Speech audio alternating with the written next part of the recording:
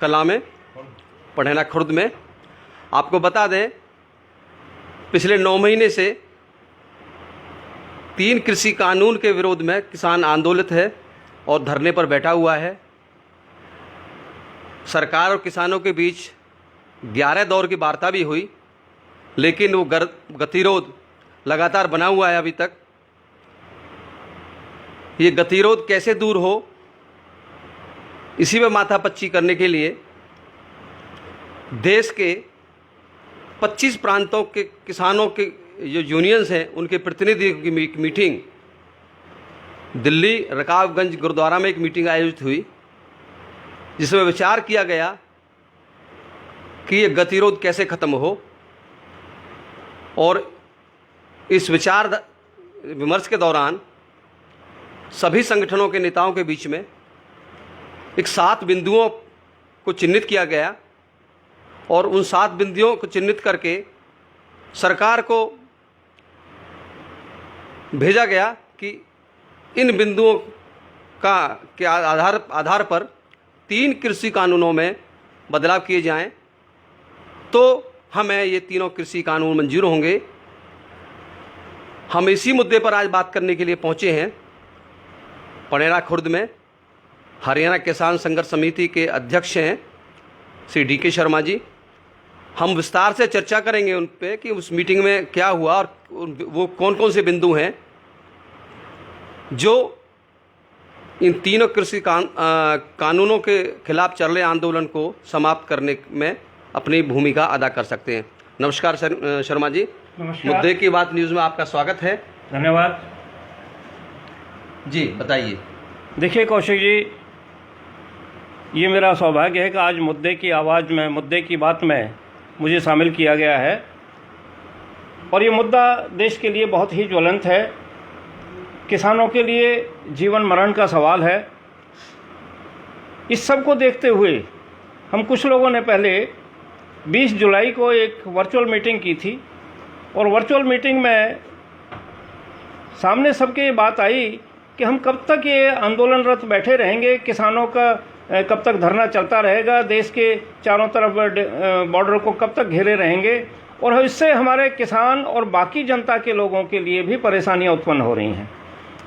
वहाँ पर यह निर्धारित किया गया, इस तरह का निर्णय लिया गया कि हम कुछ लोग मिलकर सब लोगों को मिलाएं, बुलाएं और उनसे बातचीत करें। बातचीत में जो भी मसौदा आएगा, जिस तरह की लोगों की सलाह होगी, जो उनका हमें आशीर्वाद मिलेगा, जिस तरह के हमें मार्गदर्शन मिलेगा, हम वैसे ही काम करेंगे। फिर रकाबगंज गुरुद्वारे में एक मीटिंग आयोजित की गई, जिसमें तकरीबन 70 किसान संगठनों का एक वहाँ पर जुट इकट्ठा हुआ और जिसमें इन सब बातों पर विस्तार से चर्चा हुई।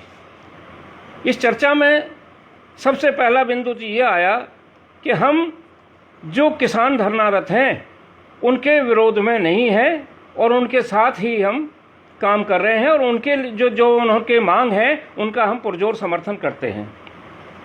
लेकिन यह भी विचार किया गया, कुछ लोग बुजुर्ग जो लोग थे, जो अनुभवी लोग थे, उन्होंने कहा कि भाई ठीक है, हम सब समर्थन तो करते हैं लेकिन सरकार अपने अड़ियल रवैये पर है, हमारे किसान भाई अपनी बातों पर अड़े हुए हैं, जो ठीक भी है, लेकिन कैसे इसका रास्ता निकले।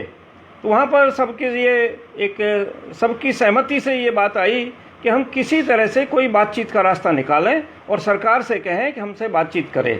लेकिन हम कहीं ऐसा नहीं करेंगे कि हम अपनी मांगों को छोड़ दें और जो हमारे किसान साथी संघर्षरत हैं, जो धरनारत हैं, वो ये महसूस करें कि हमारे साथ में विश्वासघात हो रहा है। इसलिए हमने सरकार को कहा है कि जो कृषि कानून हैं उनमें आमूलचूल परिवर्तन किए जाएं और हम इनको रद्द करने की बात पर नहीं, हम ये कहेंगे जो किसान हित की चीज़ें हैं उनको रखा जाए, जो किसान के विरोध की या किसान की हानि देने वाली चीज़ें हैं उनको रद्द कर दिया जाए, उनको बदल दिया जाए।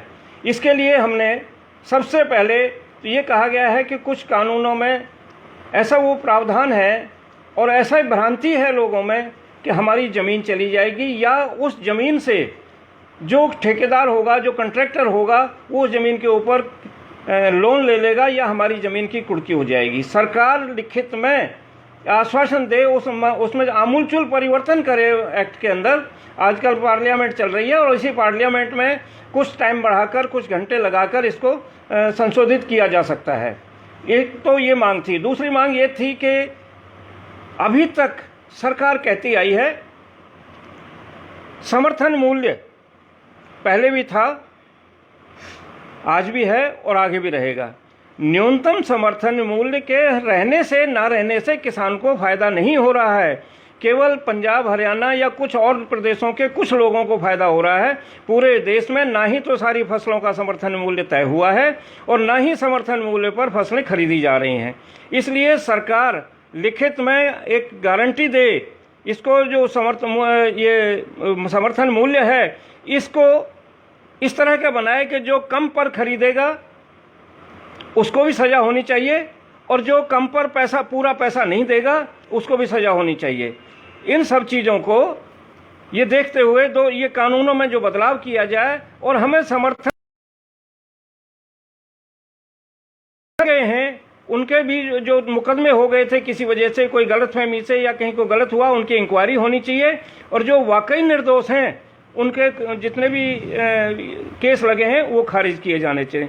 इस तरह की 7 मांगें हमने सरकार के सामने रखी हैं और ये कहा है कि सरकार इन मांगों को मंजूर करे और हमें वार्ता का न्योता दे। हम वार्ता करने के लिए तैयार हैं। ये जो आपकी 7 मांगें हैं शर्मा जी, आपने क्या है सरकार को ये लिखित में भेज दिया है? कृषि मंत्री, केंद्रीय कृषि मंत्री को इसकी चिट्ठी भेजी है आपने? जी हाँ, हमने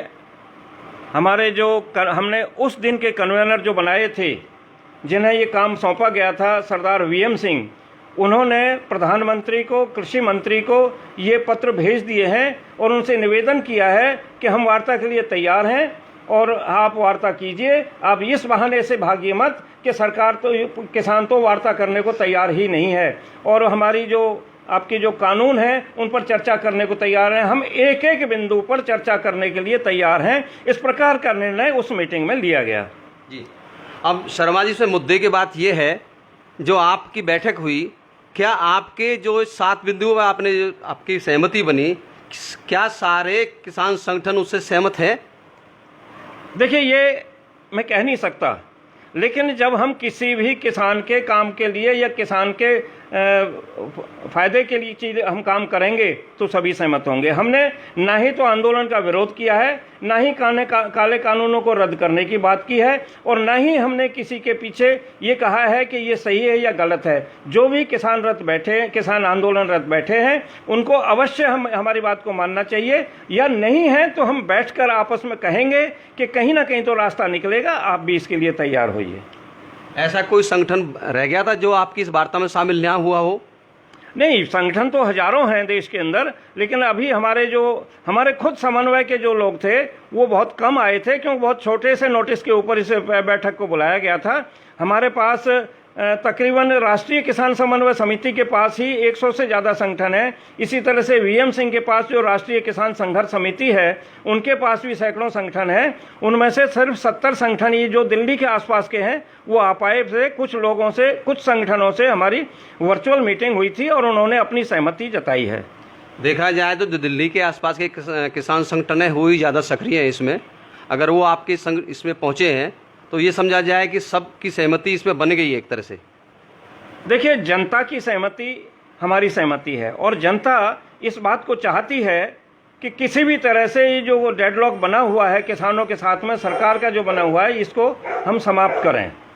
इसलिए एक बीच का रास्ता निकाला गया। यदि उन साथियों को ऐसा लगता है कि ये सही नहीं है तो हम वार्ता करके हम उन्हें समझा सकते हैं, अपनी बात बता सकते हैं। ठीक, धन्यवाद शर्मा जी। हम उम्मीद करते हैं आपका यह प्रयास सफल होगा। आप मुद्दे की बात के साथ जुड़े हुए थे।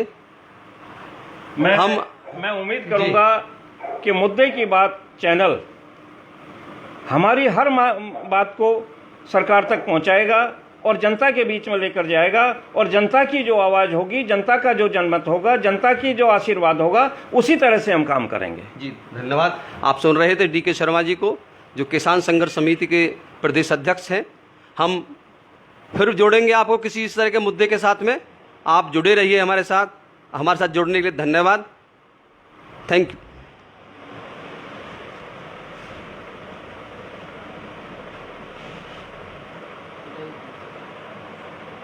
हो गया, फिनिश कर दिए।